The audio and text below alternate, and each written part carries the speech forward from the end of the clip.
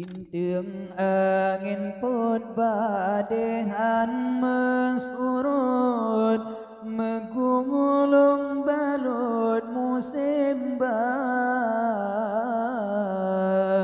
Islam be'tabah di Aceh be'tabah, tetap tak ikut lagi sayang, cinta agama jaga belegom jacuca Islamnya dihina.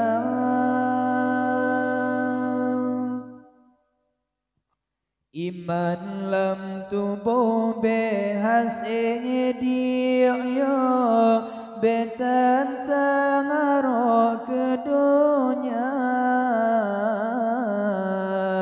di Aceh be lagi pengikut Allah yang harok hina agama nejaga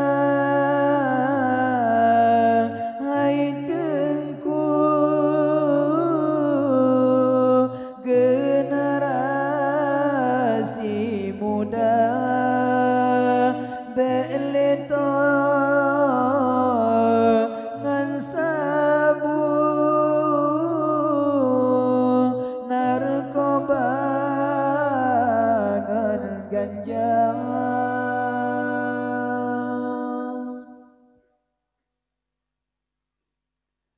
sayang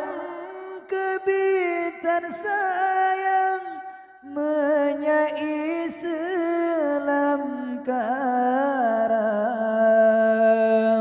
hancur dum peradaban umat manusia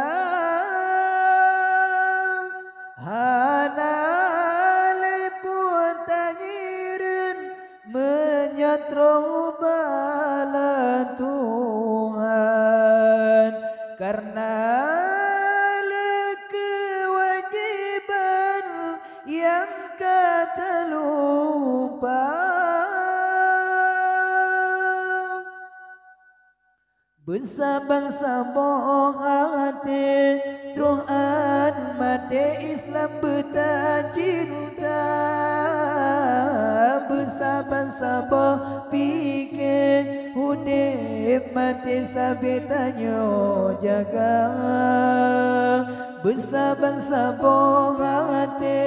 Tuhan mati Islam beta cinta bersabar-sabar pikir hudip mati sabitanyo jaga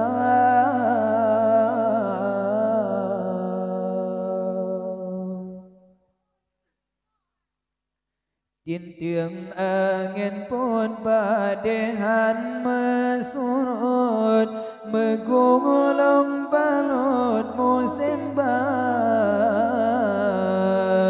Islam be'tabah di Aceh be'tabah, tetap tak ikut lagi sayang cinta